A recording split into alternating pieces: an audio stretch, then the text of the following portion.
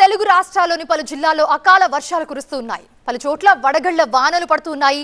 మెదక్ జిల్లా పాపన్నపేట మండలం మీన్పూర్, లింగాయపల్లి, పొడిచేన్పల్లి గ్రామాల్లో వడగళ్ల వాన పడింది.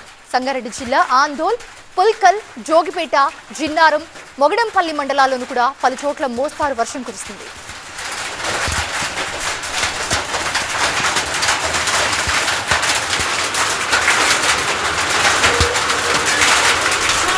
సిద్దిపేట జిల్లా దుబ్బాకలో ఉరుములు మెరుపులతో కూడిన వడగళ్ల వాన కురుస్తుంది. కొద్ది రోజులుగా ఎండ వేడితో అల్లాడిపోతున్న ప్రజలు అకాల వర్షాలతో కాస్త రిలీఫ్ అవుతున్నారు.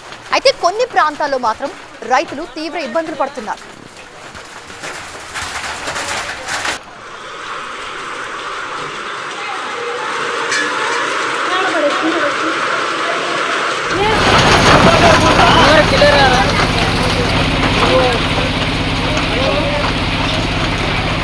కామారెడ్డి జిల్లాలో వడగండ్ల వాన పడింది.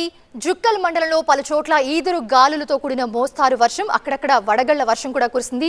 దానికి సంబంధించిన విజువల్స్ మనం చూస్తున్నాం స్క్రీన్ మీద. ఇక అకాల వర్షాలతో రైతులు తీవ్ర ఆందోళన చెందుతున్నారు. మరోపక్క 2 రోజులుగా కురుస్తున్న వర్షాలతో జొన్న పంట మొత్తం నేల కొరిగిపోయింది.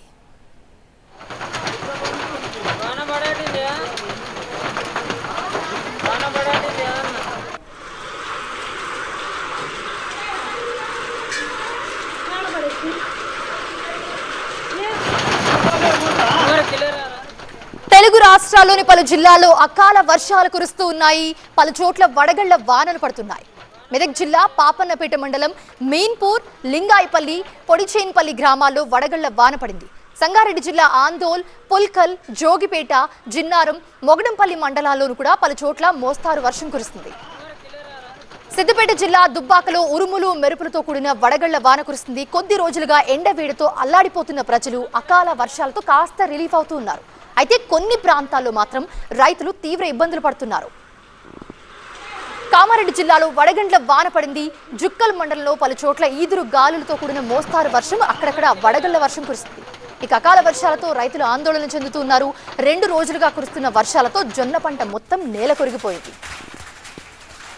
ఇక విశాఖ జిల్లా అరకు లోయలో ఒక్కసారిగా వాతావరణం మొత్తం మారిపోయింది. ఉరుములు మెరుపులతో కూడిన వర్షం పడింది.